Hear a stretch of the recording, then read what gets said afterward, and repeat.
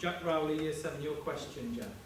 How would you improve funding for young talented sports people within the Tamworth area?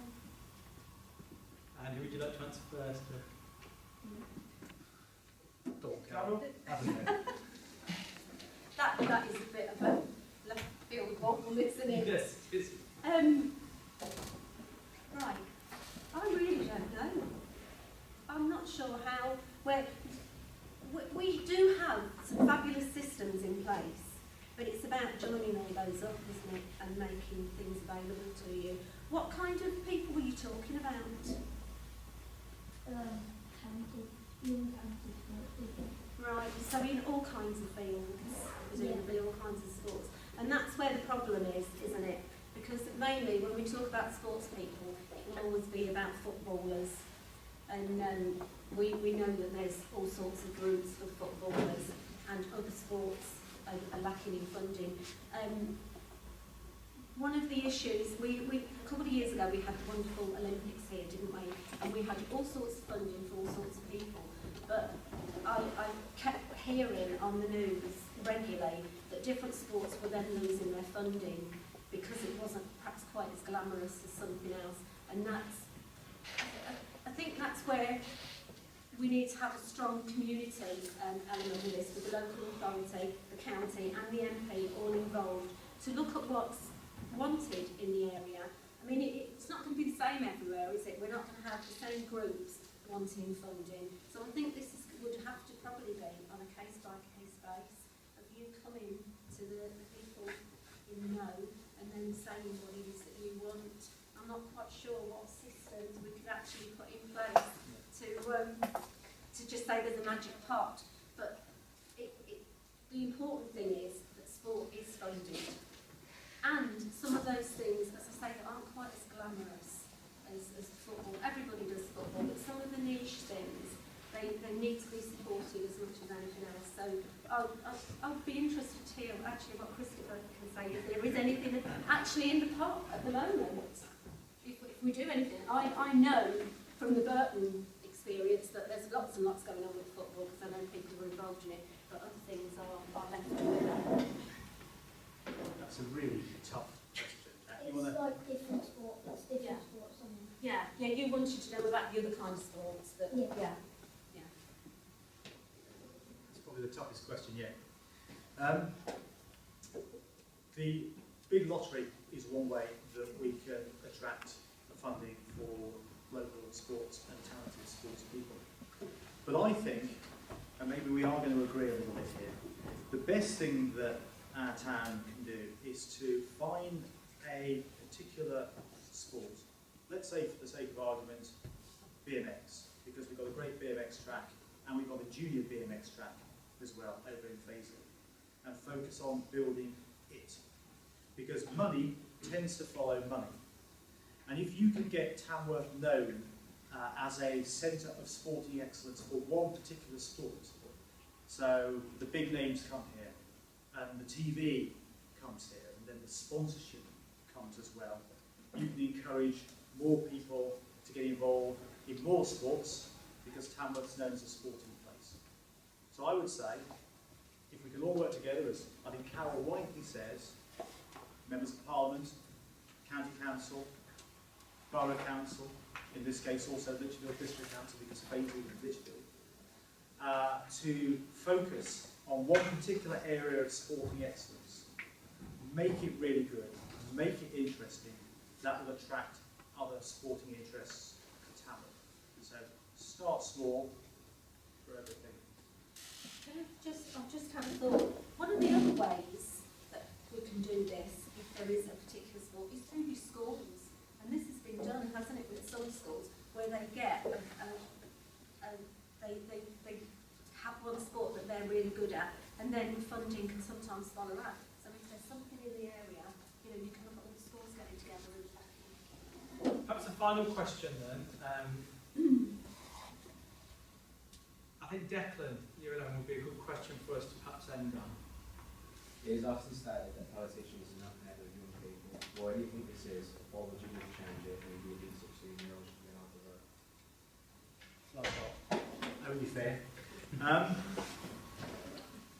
last part of the question first. No, I'll be honest with you. I think we should keep the voting age at 18. There's never a right age to do anything. You know, you can drive a car at 17, you can smoke at 80, it used to be 60, it's changed to 80. So there's an example of numbers and ages going backwards. I think 18 is about right. It's never going to be right for everybody because people mature in different ways at different times. You know, you can have, on May the 7th, we're going to have an election. Two best mates standing together. One may be 18 on the 7th of May, that guy can vote. The other may be 18 on the 8th of May. He won't be able to vote in the general election on May the 7th. The guy born on May the 8th may be the really mature one, the smart one, the switched on one. His mate may be, you know, a little bit more immature, but he's the one that gets to vote. You've got to draw the line somewhere, and it's never going to be a perfect line. But I think 18 is about right. How do you get more people involved and interested and engaged in politics? I think you can do all sorts of gimmicky things, like changing the voting age, or say let's vote online, or there will be, you know, some issues with that, how safe it really is, or maybe vote at Sainsbury's or something like that. I think the way to get people engaged is actually to have a real difference of opinion between the political parties. So people feel that when they vote, they're making a real choice for one idea over another idea, rather than simply thinking, well, it doesn't matter who I vote for, they're all the same really, and nothing much will change. And I think that this election is about real choice and potentially real change. If you go back to the 1980s, well, you guys weren't because you weren't around, I was pretty young myself then, you had higher election turnouts. Part of the reason for that was because you had a Labour Party which was, let's face it, red in tooth and claw. It believed in nationalisation, controlling the commanding heights of the economy, a very, very socialist ideal. And you had a Conservative Party which believed in freedom, in choice, in rolling back the frontiers of the state. They were two very different and competing ideas. And I think the best way to get people engaged is when you've got a real choice between ideas. I think at this election, you've got that because you have got a choice, a bit like the 1980s, between a Labour Party that really does want to intervene and control and tell you what to do, and a Conservative Party which says no, let's leave more choices to you, let's leave more money in your pocket, let's leave more decision making down to you. I think that will encourage more people to vote in this election, more younger people to vote in this election. That's why apparently 500,000 people registered to vote on the last day of voting just a couple of days ago. 62% of younger people between 16 and 24 say that they are going to vote in this election. That's a much higher figure than has been previously the case. And I think that's because you're really interested because there's a real decision to make. Carol, after Labour. Yeah. Well, Well, as I've said, we will give the vote to the 16 and 17-year-olds when we win on May the 7th. But I think it's more important the other side of your question about how we engage with people and the way that you feel about politicians. I think in a lot of cases there's no connect at all. We're doing this now. Shouldn't we be doing this all the time? Shouldn't this be a regular occurrence, something like this, so that you can get a feel for what's going on with politics, so that you get to know the politicians as well. I know down at Rawlitz, they do something, but that's only once a year. You know, that's not enough. And for me, it's an issue I've banged on about for quite a long time, is about engaging young people with politics from a really early age. You can't expect one day when you turn 16, 17, 18, for you to suddenly get it all and know what it's about. And we just need to start earlier with so many things in schools, I think. But politics, you need to know, as I said at the beginning, how it affects everything. But, you know, one one session doesn't do that for you, does it? It's got to come through everything. And there isn't a lot of time in schools. I understand that, but for me it's about, and Christopher would probably say this is totally wrong because I want to control everything. But I think we should, yeah, I do. I definitely want to control some of the stuff that's taught in schools, and I'd like to make it mandatory that we do some stuff in schools, so that sex education, for one. When I was on county and I had a portfolio for schools and education, the difference in the stuff that was done in different schools, so at the time they were buying in programmes. There was a programme that was done about road traffic, and there was only one school in the county that took this programme. And it was so hard-hitting, and it made such an impact on young people and their lives and their safety. So I think there's an element there for people, outside people, coming into school, talking to you about things, engaging you, maybe in your school council. You know, you can be going to the leadership team saying, we want to talk to so-and-so, we want to have this group in, we want to engage with them. But you've got to start that early and you've got to do it often.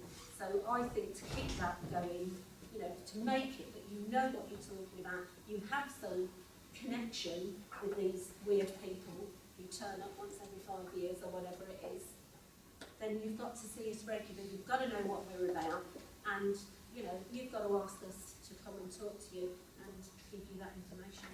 But yeah, the 16 and 17-year-olds today. I think Sue wants to just ask you a question. So, It's for Chris. You just said that when at 16 to 18-year-olds, well, 16 and 17-year-olds aren't allowed to vote, but then you also said at the end that 16 to 21-year-olds would be needed to vote. So, Why Poland?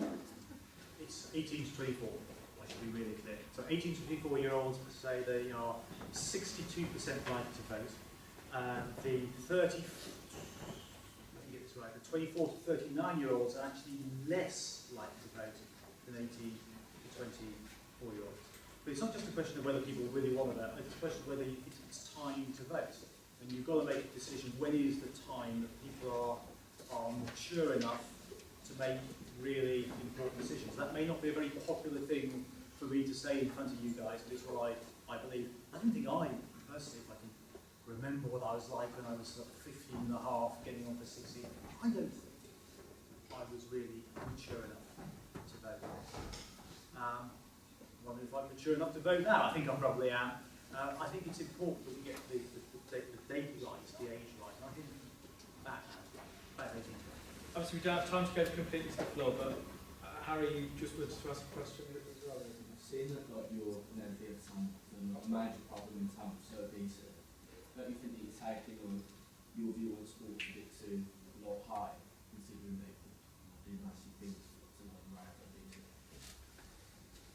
No, I'm not taking sport light-heartedly at all. I belong to a charity I'm ambassador for, called Talent in the Community, which is a charity which encourages young people, their folks and schools to understand the importance of healthy eating and healthy lifestyles, which includes sport. Because that's one of the ways, not just that we keep fit and we keep weight down, and then, by the way, buy the front page of the Guardian story that Tamworth is, you know, the capital of the UK. I'm sure they could pick any town and say that we've got our challenges, but we're not quite what the Guardian newspaper suggests. But we want to make sure that we are sporting because it keeps us healthy, it keeps our mind alert. It also teaches us the importance of teamwork and team leadership. Because if you're in a football team, or a rugby team, or a cricket team, not only are you keeping fit, but you're learning how to interact with people, which is a great skill in the business place. You're learning how to lead people, which is a great skill in life. And you're also learning how to take defeat, which sometimes we all have to do. Hopefully, not me on May 7th. Okay, thank you very much. Thank you very much for the questions, guys, and I'm sure we can find a way for the questions that haven't been asked, if we could perhaps email them, and then if you've got time. It's a very busy period for you both at the minute. Maybe that's a way we can just send those questions up, so thank you for that. And thank you very much for your time today. It's been very interesting listening to the different viewpoints from both parties, and hopefully you've all now got a much clearer idea of what it's all about and why it's such a big fuss in the media and around it at the moment. So thank you very much to our two guests.